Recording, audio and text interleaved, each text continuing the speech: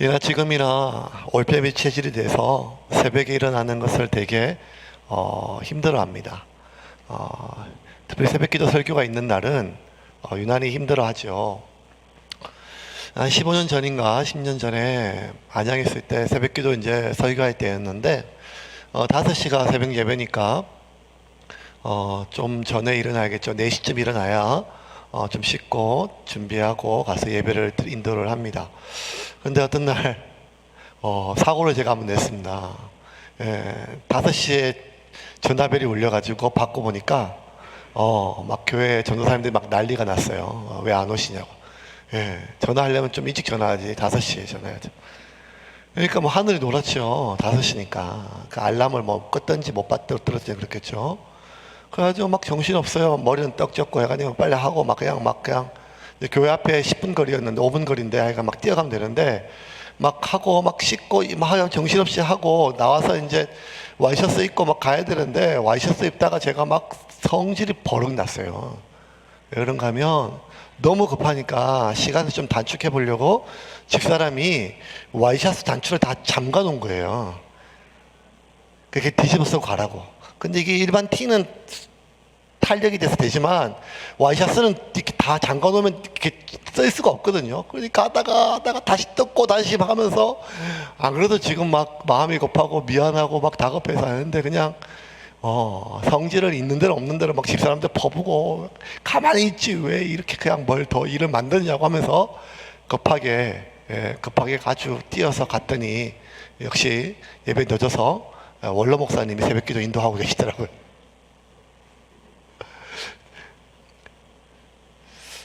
그러면서 뭔 생각했는가 하면 아니 와이셔츠만 안 잠궈뒀어 내가 갔을 건데 조금 더 빨리 쓸데없는 말이죠. 도와주려고 하는 마음이고 또 급하니까 뭐라도 손을 보태려고 하는 마음인데 상황에 따라서는 도와주는 게 오히려 방해가 될 때가 있어요. 또 어떤 때는 위로해 주는 것이 오히려 상처가 될 때가 있죠. 왜 그럴까요? 진심으로 도와주려고 하고 진심으로 위로해 주려고 하는데도 왜 도움이 되지 못하고 방해가 되고 왜 위로가 되지 못하고 오히려 상처가 될까요? 그것은 문제를 정확하게 보지 못하고 무언가 지금 잘못 보고 있기 때문입니다. 바울은 안 그래도 지금 무거운 마음으로 예루살렘으로 가는 데마다 만나는 사람마다 바울을 예루살렘에 가지 말라고 말려요. 가지 마세요. 가면 잡힙니다. 죽습니다. 기도하는데 성령님이 그렇게 말씀하셨습니다. 그런데 그 말이 바울을 더 고통스럽게 하는 말이었어요. 바울을 위한 말이었음에도 불구하고 바울은 그 말을 들을 때마다 더 마음이 무겁고 힘들어졌어요. 바울도 알아요. 예루살렘에 가면 이번에는 다를 것인 걸 알아요. 이번엔 자기가 잡히고 어쩌면 죽을지도 모른다는 것도 바울이 알아요. 하지만 바울이 왜 드로아에서 아소까지 배로 하루 길도 안 걸리는 반나절 길인데 이틀씩이나 걸어서 홀로 갔는가 하면 나를 위하는 모든 사람들로부터 철저하게 자기를 격리하고 그리고 무엇보다 내 뜻대로 살고 싶은 내 마음으로부터 자기를 철저하게 격리한 채 오직 하나님 한 분과 내가 독대함으로 말미암아 어떻게 해야 될지를 결정하기 위하여 아스로 이틀의 길을 외로운 길을 걸어갔고 그럼에도 불구하고 나의 생명조차 아끼지 아니하고 주님의 뜻이라면 예루살렘에 가기를 결정하고 이제 예루살렘으로 죽으러 가는 그 길을 걸어가고 있는 중입니다. 바울도 알죠. 어떤 고난이 있을 줄들을 압니다. 왜냐하면 각성에 도착할 때마다 성령님께서 말씀하셨기 때문입니다. 밀레도에서 마지막으로 장로들과 이별하면서도 마치 그 장로들이 죽은 사람을 떠나보내는 사별의 마음으로 슬퍼하며 바울을 말렸어요. 두로에 도착했습니다. 두로에 도착해서 일주일 동안 머물렀는데 그곳에 있는 제자들이 다 바울을 가지 말라고 말립니다. 4절과 5절 보겠습니다. 같이 읽겠습니다. 제자들을 찾아 거기서 이레를 머물더니 그 제자들이 성령의 감동으로 바울 너로 예루살렘에 들어가지 말라 하더라. 이 여러 날을 지낸 후 우리가 떠나갈새 그들이 다 그 처자와 함께 성문 밖까지 전송하거늘 우리가 바닷가에서 무릎을 꿇어 기도하고. 자, 일주일을 두로에 머물렀어요. 한 집에 머무니까 먹고 자고 삼시세끼를 다 먹고 같이 지내다 보면 자연스럽게 그 집에 있는 안주인과 아이들과 친해지지 않았겠어요. 그런데 바울이 예루살렘에 가는데 자꾸 같이 기도하고 성령께서 말씀해 주시는데 바울 선생님이 그곳에 가면 잡히고 고문당한다는 것입니다. 어려움 당한다는 것입니다. 이 이야기를 듣자 처와 자식, 그 안주인들과 그리고 아이들까지 다 나와서 항구에서 바울에게 울면서 사정을 합니다. 선생님 가지 마세요. 가지 마세요. 그러니까 지금까지 많은 곳에 많은 사람들이 만류하였지만 그 어린 것들까지 나와서 만류하는 모습은 참 바울이 가슴이 아팠죠. 바울이 그 항구에서 무릎을 꿇고 같이 기도했어요. 하나님, 그럼에도 불구하고 이들에게 위로해 주시고 저 역시 갈 수 있는 힘을 주십시오. 그렇게 바울이 떠났습니다. 그렇게 해서 빌립의 집에 도착을 했어요. 빌립에 도착했을 때 빌립의 집에 머물면서 빌립의 딸과 그리고 심지어 예루살렘에서 올라온 아가보라고 하는 선지자까지도 바울을 예루살렘에 가지 못하도록 만류합니다. 9절과 10절 한번 보겠습니다. 그에게 딸 넷이 있으니 처녀로 예언하는 자라. 여러 날 머물러 있더니 아가보라 하는 한 선지자가 유대로부터 내려와. 유대로부터 내려와서 선지자가 직접 이제는 말이 아니라 눈으로 보여주는 거예요. 바울의 허리띠를 가져가지고 자기 손을 다 묶고 온몸을 묶고 나서 이렇게 얘기하는 거예요. 성령께서 지금 말씀하시는데 이 띠의 임자가 지금 나처럼 똑같이 꽁꽁 묶여서 잡히고 고문을 당하고 고초를 당한다고 이야기를 합니다. 그러니까 이 이야기를 듣자 사람들이 직접 눈으로 보기 시작했어요. 11절입니다. 11절 말씀 보겠습니다. 우리에게 와서 바울의 뜰을 가져다가 자기 수족을 잡아매고 말하기를 성령이 말씀하시되 예루살렘에서 유대인들이 이같이 이 띠 임자를 결박하여 이방인의 손에 넘겨주리라 하거늘. 이방인의 손에 넘겨주리라니. 그러니까 사람들의 마음이 더 불안하고 힘들고 어려웠죠. 그런데 결정적인 계기는 무엇인가 하면 바울의 마음이 더 무너진 것은 무엇인가 하면 이걸 다 보고 들으니까 지금까지 같이 있었던 그 빌립이 바울에게 말리는 거예요. 당신 지금 이대로 가면 30년 전에 당신이 스데반에게 한 일을 똑같이 당한다. 30년 전에 나의 가장 소중한 동력자를 내가 잃었는데 이제 나이 노년에 정말 가장 믿고 신뢰할 수 있는 유일한 원수였지만 동력자가 된 당신을 똑같이 스데반과 같이 이럴 수는 없지 않느냐. 가지 마라. 가지 마라. 당신보다 더 독한 마음을 품고 내가 바울을 죽이기 전까지는 먹지도 않고 자지도 않겠다고 결심한 자들이 수십 명이나 지금 예루살렘에 기다리고 있다. 그러니까 가지 마라. 여러분 이게 얼마나 참 운명이 묘합니까? 30년 전에 그 잔인하게 돌에 맞아 죽었던 스데반 집사의 거의 유가족이나 진배가 없는 빌립이 바울이 스데반과 똑같은 일을 당할까봐 바울을 만류를 하였습니다. 그리고 바울의 빌립에 예언하는 딸들과 예루살렘에서부터 온 선지자 아가보까지 그렇게 하는 걸 보자 그 집에 있는 모든 사람, 특별히 바울과 함께 지금 3차 전도여행을 다 따라갔고 목숨을 걸었던 누가와 바울의 전도여행의 그 동력자들까지도 다 나서가지고 바울을 말렸습니다. 12절입니다. 12절 같이 읽겠습니다. 우리가 그 말을 듣고 그곳 사람들과 더불어 바울에게 예루살렘으로 올라가지 말라 권하니. 자, 우리가 여기서 우리는 이제 누가죠. 누가를 비롯한 그곳에 모이는 모든 사람이에요. 이제는 바울 외에 아무도 없어요. 가지 마십시오, 선생님. 절대로 가면 안 됩니다. 성령님께서 계속해서 말씀하십니다. 절대로 가면 안 됩니다. 바울을 고집을 꺾으려고 했어요. 왜? 바울을 위해서 그렇게 한 거죠. 왜 그렇게 이렇게 바울에게 만류를 할까요? 성령님이 반복적으로 말씀하시니까요.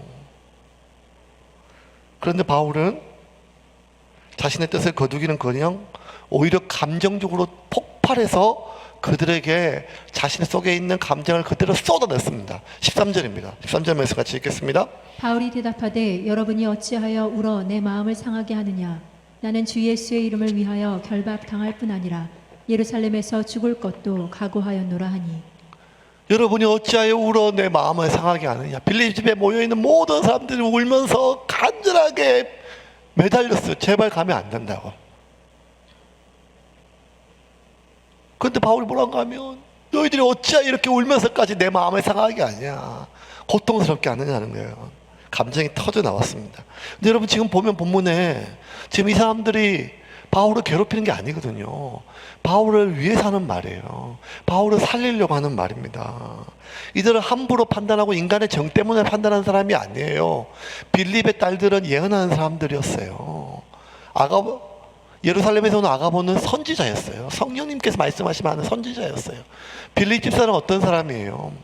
초대교회 최초의 집사이고 이방 땅에 처음으로 복음을 전하며 이방인에게 세례를 준 30년 동안 복음을 전도자가 살았던 빌립 아니었습니까?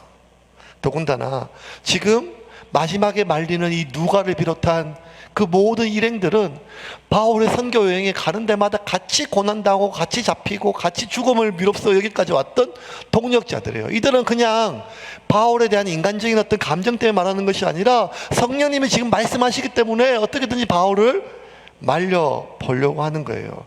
이게 어떻게 바울을 괴롭히는 것입니까? 바울을 살리는 것이죠. 그런데 바울의 판단은 달랐어요. 너희들이 나를 만류하는 것, 그 너희들의 인간적인 것이 아니라, 나를 괴롭게 하는 것이 아니라 너희들 진심 안다. 나를 위한 것이지, 나를 염려하는 것이지. 여러분의 나를 위한 걱정 진심인 것 누구보다 제가 압니다. 무엇보다 여러분이 들었던 그 음성은 사단의 음성이나 거짓의 영이 아니라 성령님의 영이 맞습니다.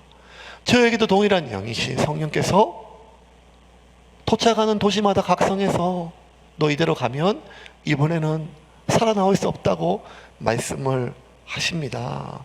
그런데 여러분은 이 모든 문제를 지금 거꾸로 보고 있습니다. 정말 중요한 문제는 다른 곳에 있습니다.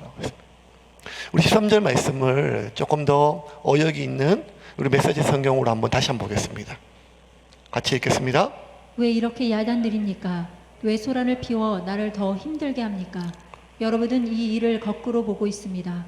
예루살렘에서 중요한 문제는 나를 체포하든 죽이든 그들이 나한테 하는 일이 아니라 나의 순종을 통해 주 예수께서 하신 일입니다. 그것을 모르시겠습니까? 여러분 지금 문제를 거꾸로 보고 있습니다. 예루살렘에서 중요한 일은 그들이 나를 체포하든 나를 죽이든 그들이 나한테 행할 일이 아니라 나의 순종을 통하여 주 예수께서 행하실 그 일이 더 중요합니다. 중요한 문제는 좁은 길, 어려운 길로 가서 그 좁은 길과 어려운 길에서 내가 당할 나의 고난이 아니라 그 좁은 길과 그 어려운 길로 가라는 주님의 명령에 순종할 때 그 나의 순종을 통해서 주님께서 행하실 그 일이 더 중요한 일입니다. 바울의 이 말은 어쩌면 당연한 말이고 바울이 지금까지 다메섹 도상 이후로 살아왔던 모든 삶의 방향과 일치하는 말이며 바울이 선포했던 모든 말과 설교와 일치하는 말이지요. 그런데도 우리 다 알죠? 우리 다 알아요. 그 말에 동의하고 우리도 그렇게 살려고 해요. 좁은 길로 가는 것이 주님의 뜻입니다. 세상의 흐름이 아니라 세상의 흐름과 거꾸로 가는 것이 주님의 뜻입니다. 그런데 정말 우리가 살다 보면 중요한 상황에 맞닥뜨리게 되면 정말 어려운 상황을 우리가 맞게 되면 자꾸만 우리는 그 상황을 거꾸로 보게 돼요. 중요한 것은 내가 당할 일이 아니라 나의 순종을 통하여 주님이 행하실 일인데 정말 어렵고 힘들고 중요한 상황에 맞닥뜨리면 정말 중요한 것은 주님이 하실 일이 아니라 내가 당할 일이 더 중요한 거예요. 내가 당할 손해, 내가 입을 손해, 내가 맞을 맞닥뜨리고 고난, 내가 들을 그 욕과 비난과 내가 감당해야 될 그 억울함들, 이런 것이 어쩌면 훨씬 더 중요하게 다가오지요. 왜 그럴까요? 왜 그렇게 될까요? 거꾸로 가는 게 맞는데, 좁은 길로 가는 것이 맞는데, 십자가 지고 가는 것이 맞는데, 그렇게 살기 위해서, 그렇게 살겠다고 내가 주님을 영접하고 세례를 받고 예배를 드리는데도 불구하고 왜 자꾸만 우리는 그 어려운 상황이 결단의 상황이 되면 나를 통하여 주님이 하실 일보다 내가 당할 일이 더 소중하게, 아니 더 중요하게 다가오게 될까요? 아직 내가 내 자신이 부인되지 못해서 그렇죠. 아직 내가 죽지 못해서 그렇습니다. 우리 아까 찬양한 것처럼 존귀 영광 모든 권세 주님 홀로 받옵소서. 멸시천대 십자가는 내가 지고 가겠습니다. 이 찬양 진심이거든요. 정말 진심이에요. 요즘 찬송가 많이 안 부르지만 저 때만 해도 신학교 때 채플 시간에 거의 매주마다 빠지지 않고 부르는 찬양이에요. 존귀 영광 모든 권세 주님 홀로 받으시고 멸시천대 십자가는 제가 지고 가겠습니다. 어느 누가 막을 수 있겠습니까? 죽음인들 막으리까? 아골골짝 빈들에도 복음 들고 가겠습니다. 이거 우리의 진심입니다.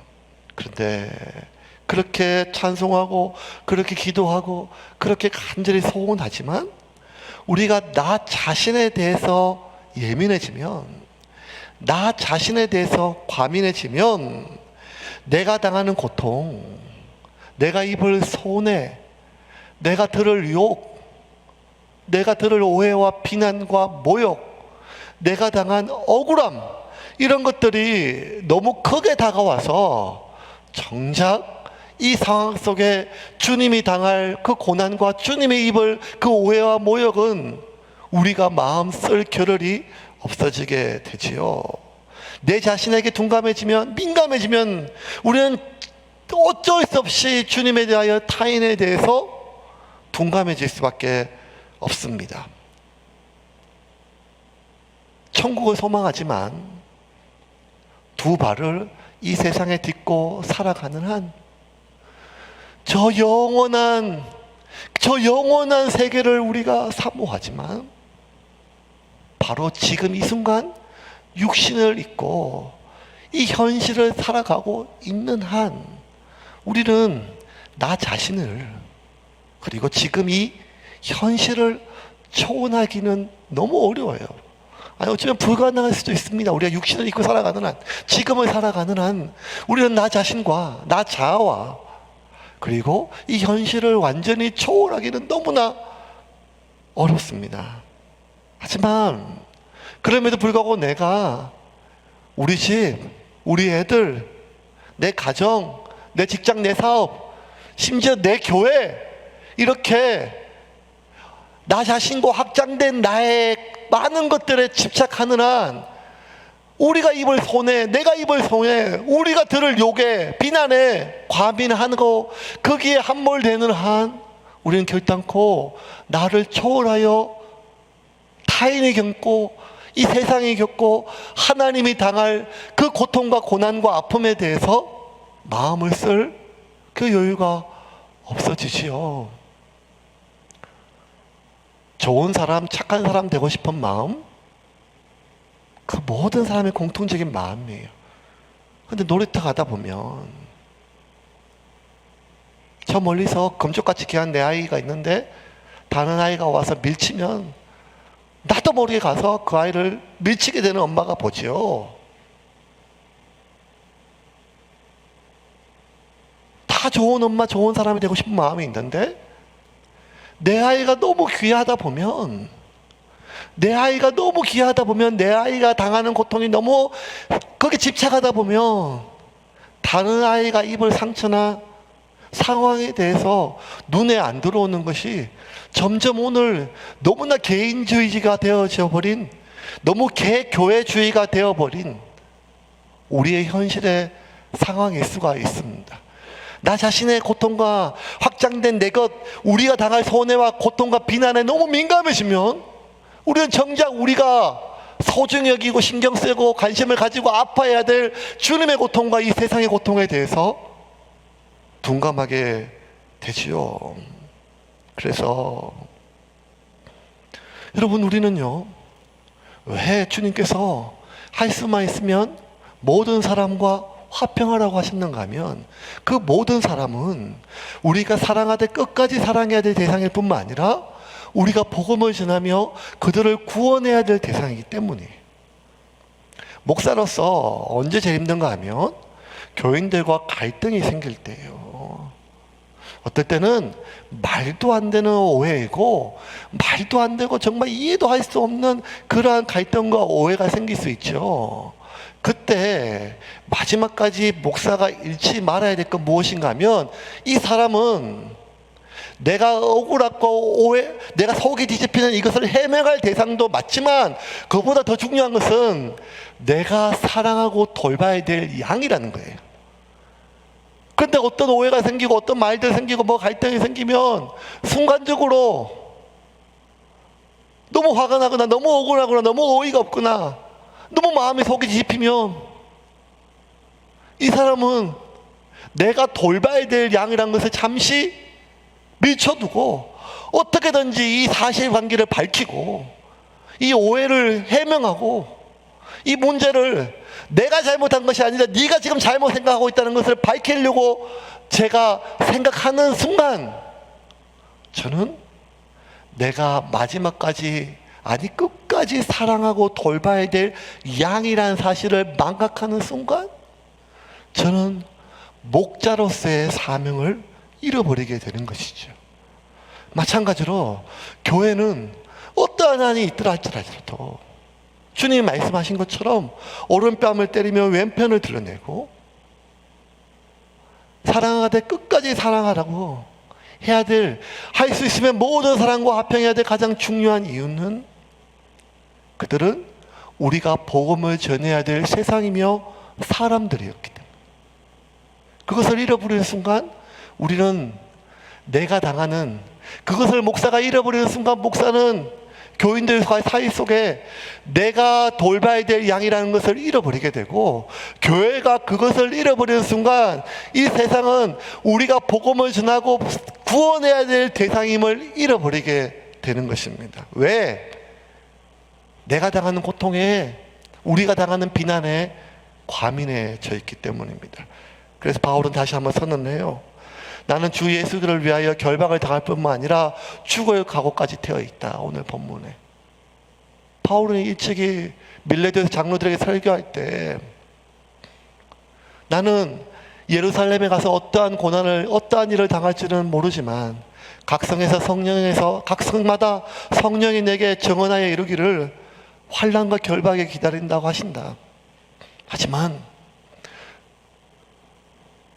내가 나의 달려갈 길과 주 예수께 받은 사명, 곧 예수 그리스도의 하나님의 은혜의 복음을 전하는 일을 마치려 하면은 나의 생명조차 조금도 귀한 것으로 여기지 아니로라 선포했던 바울의 그 선언은 동일하게 오늘 빌립 집사의 집에서 자기를 다 만류하는 모든 사람들의 귓가에 쨍쨍하게 올렸습니다.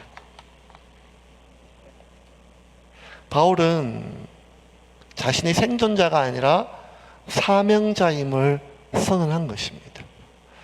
바울은 자신의 삶은 생존하기 위한 삶이 아니라 사명을 완수하기 위하여 살아가는 삶임을 이야기하였습니다. 이상한 놀라운 일이 벌어졌어요. 방금 전까지 그렇게 모든 것을 만류했어요. 바울이 거의 에베소 출발한 이후로부터 모든 사람이 말렸던 그 모든 만류가 이제는 오늘 이 바울의 선언 이후로부터 멈춰지게 돼요. 왜?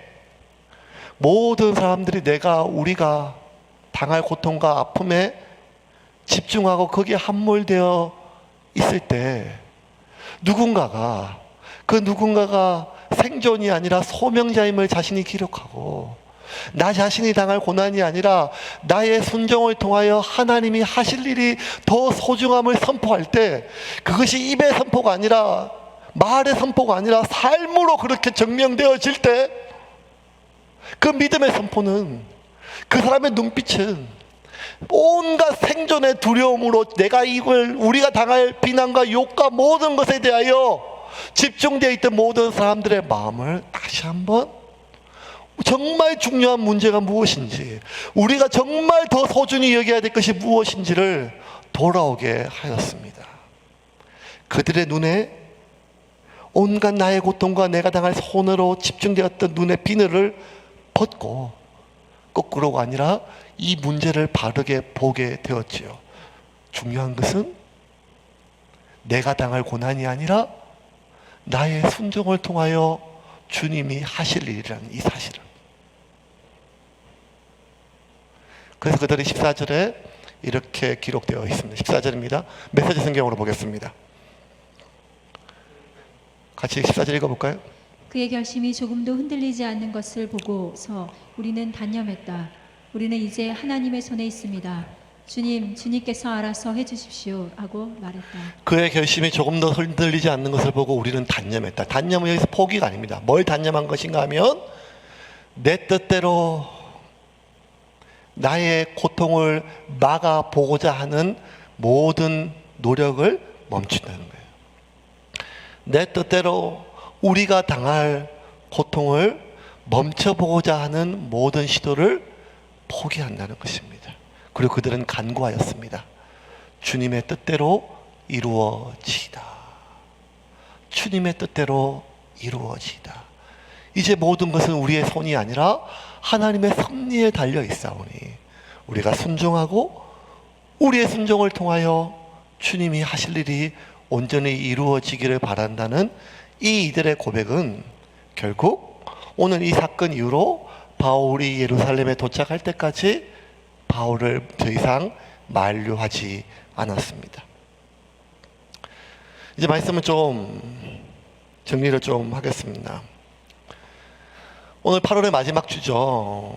7월 마지막 주에 제가 여러분 기억할지 모르겠지만 거리낌이라고 하는 제목으로 설교를 했죠. 설교 제목을 제가 잘 신중하게 정하는데, 왜냐하면 설교 제목 따라 저와 또 교회의 상황이 굴러가기 때문에. 근데 불과 한 달 전에 7월 26일 끓이김으로 설교할 때 전국의 모든 국내 확진자가 9명에 불과했고, 그리고 뭐 어느 정도 이제 코로나가 좀 잡혀가는 듯한 대부분의 교인들이 교회에 나와서 식사나 소모임은 못하지만 예배 드릴 수 있는 상황이었었습니다. 근데 불과 한 달도 안 돼서, 한 달 만에 교회는 이 대한민국에서 가장 꺼리끼는 존재가 되었습니다. 안 그래도 아픈데요, 안 그래도 시린데 뭐 시린 것 더 할 마음은 없어요. 하지만 현실을 명확하게 보면 한국 목회 데이터 연구소에서 이번 주에 발표한 것, 이미 6월 달에 조사한 건데 이번 주에 꼭 발표할 필요가 없었음에도 나왔어요. 다른 얘기지만 또 확인시켜 주는 거죠. 각 종교의 일반 시민들의 이미지를 보면 가톨릭과 불교는 첫 번째가 40%, 30%가 대부분 따뜻하다. 두 번째가 온화하다는 거예요. 근데 개신교는 30%, 32%가 사기꾼 같다. 20%, 29%가 위선적이다. 그리고 가장 높은 프로테이지가 피하고 싶은 사람들이라. 가장 끓이끼는 존재가 되었죠. 여러 가지 생각이 듭니다. 앞으로 한국 사회에서 교회가 복음을 전할 수 있을까? 앞으로 이 한국 사회에서 사람들에게 교회 가자는 말을 할 수가 있을까? 왜냐하면 가장 신뢰받지 못한, 가장 꺼리끼는 혐오스러운 집단이 되어버린 오늘날 대한민국의 교회 현실 앞에 어쩌면 가장 큰 위기 속에 있지요. 근데 여러분, 제가 오늘 중요한 문제는 그게 아니라는 거예요. 중요한 문제는 그보다 더 중요한 문제가 있다는 거예요.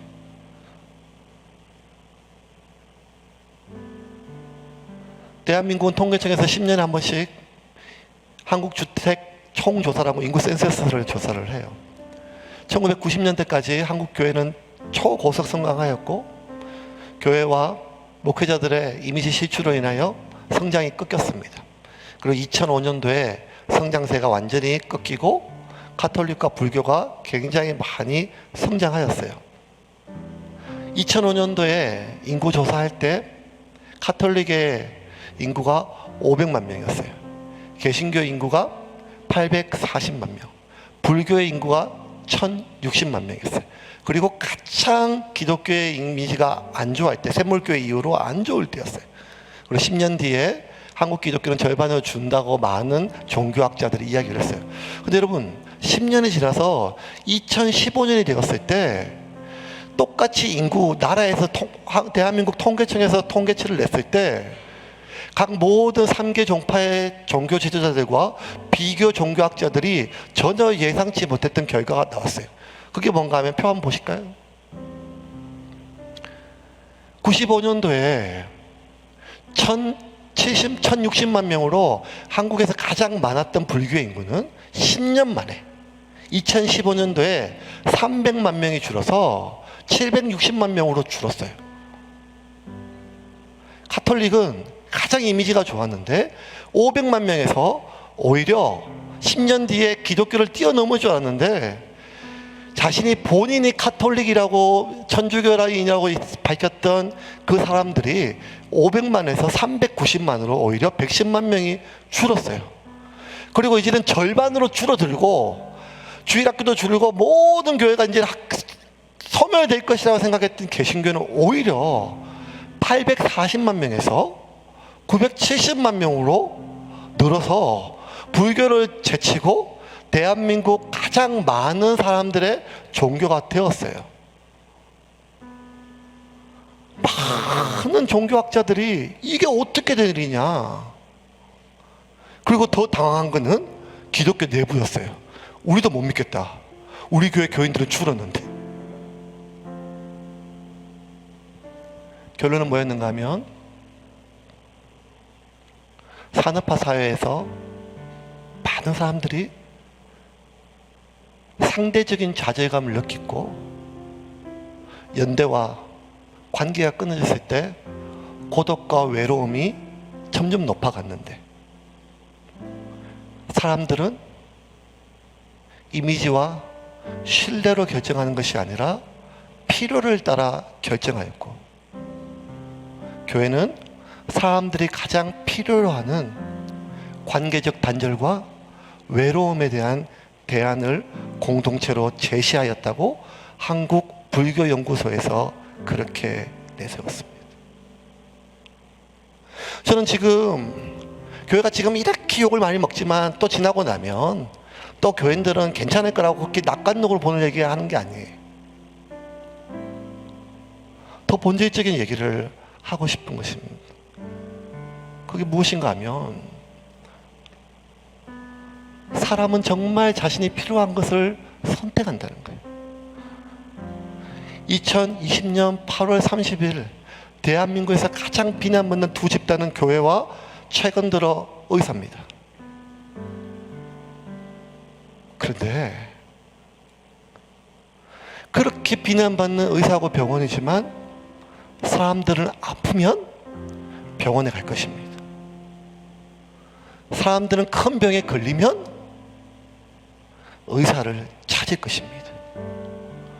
사람들은 정말 중한 병에 걸리면 그가 파업에 동참했냐 안 했냐를 결정하는 것이 아니라 이 수술을 누가 제일 잘하냐, 우리 어머니의, 우리 아버지의 이 수술을 누가 살릴 수 있느냐를 보고 결정을 할 것입니다.